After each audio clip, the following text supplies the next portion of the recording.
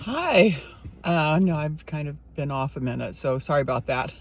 But talking today about pathway to wholeness, I want to talk about boundaries. Um, I think this one's going to take a couple times because boundaries is a really big topic. I just recently loaned my book, Boundaries by Henry Cloud and John Townsend, to a lady who I think she's 70 plus. I don't really know how old she is. And she brought it back to me and she said, "Oh, if I had just read this 40 years ago."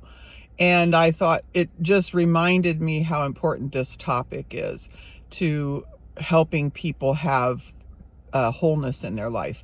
I want to talk first about just kind of an easy boundary, and then we'll go to harder ones.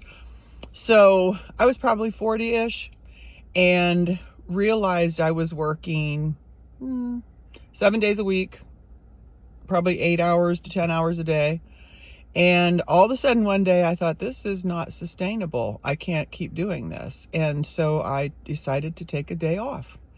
And that means no answering the telephone. And what was interesting is the byproduct that came out of that is my day off, the kids and I would go do something fun. We went to a lot of zoos.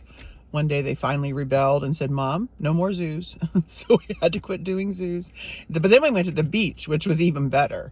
But we had this day off, and it did something to my brain to just have a day that I don't think about all the things I normally think about. So for me, that was my boundary. I have to have a day off a week so that I can be my best all the rest of the time. So that's the boundary I want to talk about today. But I do want to recommend the book, Boundaries by Henry Cloud and John Townsend. Really, really good book.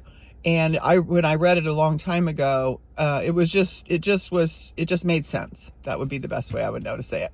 So I hope if you're in Indiana, I hope you're staying safe because we have a lot more snow today. But it is so beautiful. But anyway, I hope you have a good weekend. Talk to you soon. Bye.